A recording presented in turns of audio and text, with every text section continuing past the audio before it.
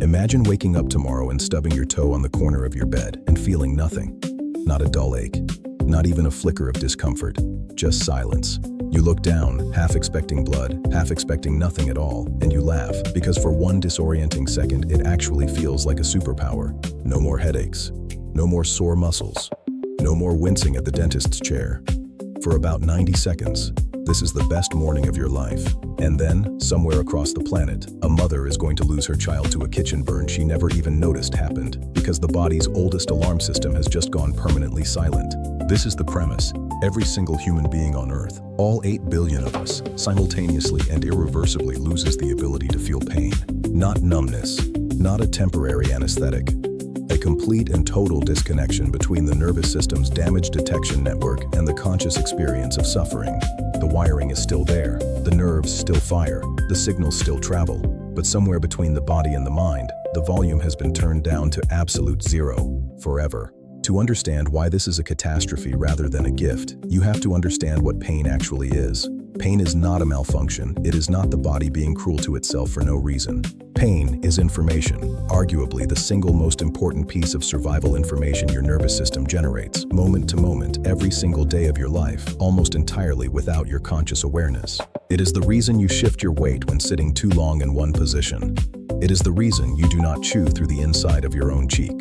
It is the reason your hand recoils from a hot stove a full half-second before your conscious brain has even processed what is happening. Pain is the body's emergency broadcast system, and it has been running, uninterrupted, since before humans were humans. In the first few minutes after the silence begins, the world does not yet understand what has happened. People notice small things first. A barista burns her hand on an espresso machine and only realizes it because she smells her own skin. A man steps on broken glass in his kitchen and only discovers the injury when he looks down and sees the blood pooling around his foot. There is no scream. There is no flinch. There is just a strange, detached curiosity, a kind of clinical surprise at watching your own body get hurt without the part of you that is supposed to care. And for a brief, terrifying window, this feels incredible. This is the part of the scenario that is genuinely the most dangerous, because the absence of pain does not register as absence. It registers as relief, as lightness, as a kind of unearned euphoria that floods through a population that has spent its entire existence quietly burdened by aches, soreness, and discomfort it never even fully registered as a burden until it vanished. People will describe it in those first hours as the best they have ever felt.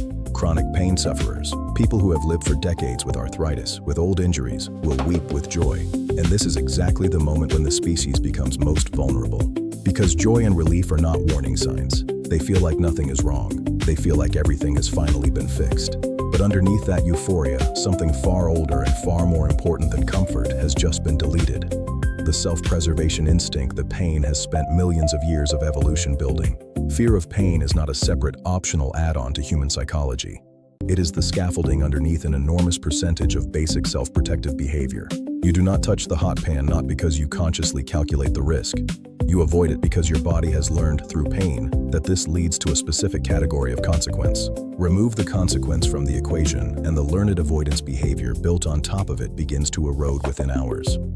By the end of the first day, the recklessness becomes visible, not because people have suddenly become careless people, but because the invisible guardrail that quietly shaped 1,000 tiny decisions every single day has been switched off. A construction worker climbs faster, less cautiously, because the ache in his knees that used to slow him down is simply gone. A child runs across broken pavement at full sprint because there is no longer any memory of what falling actually costs. Drivers brake later because the flinch reflex tied to anticipated impact pain has nothing left to anticipate. None of this is conscious recklessness. It is the quiet disappearance of a billion small cautions. This is where the medical catastrophe begins to compound, and it compounds fast. Pain is not just a warning about external danger. It is the body's primary internal diagnostic system. The dull ache of appendicitis, the chest tightness that signals a heart under strain. Without pain, these conditions do not stop happening. They simply stop announcing themselves. A person can be in the early stages of a ruptured appendix and feel nothing more than mild, easily ignored discomfort, right up until the infection becomes systemic and life-threatening. A heart attack, which is so often identified specifically because of the crushing chest pain, instead presents as nothing at all, until cardiac tissue has already been irreversibly damaged. This is the genuinely terrifying mechanism hiding underneath the premise. The danger does not announce itself as danger.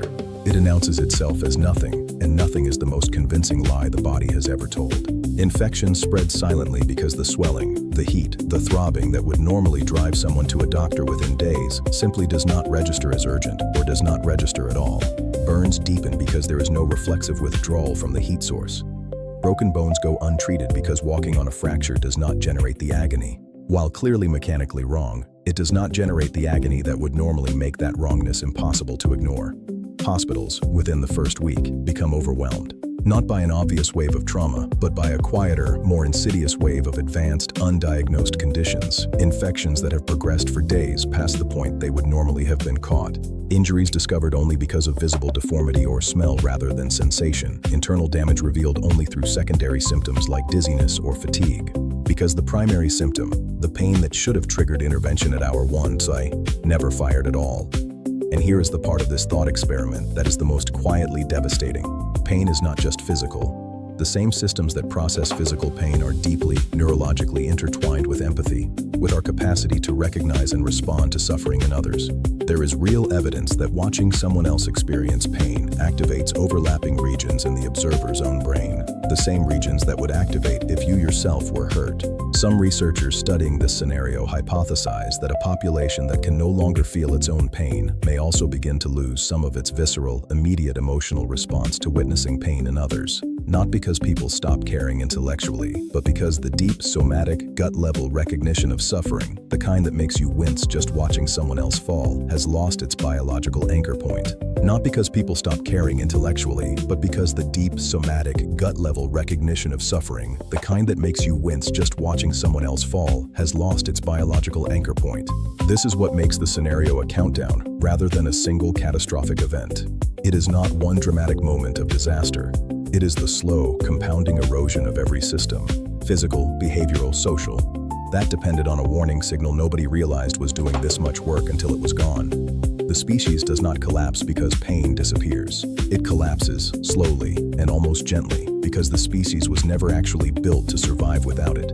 Every structure of human caution, every reflex of self-preservation, every silent internal alarm that has kept 8 billion fragile, breakable bodies moving safely through a dangerous world, all of it was built on a foundation that nobody ever consciously thanked, right up until the morning it finally went quiet.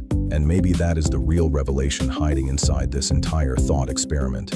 We spend our whole lives treating pain as the enemy, something to medicate, suppress, escape, eliminate. Right up until the morning it finally went quiet. And maybe that is the real revelation hiding inside this entire thought experiment. We spend our whole lives treating pain as the enemy, something to medicate, suppress, escape, eliminate. But pain was never actually working against you. It was the oldest, most loyal messenger you had. And it is only in a world where that messenger has gone permanently silent that you finally understand what it was protecting you from the entire time.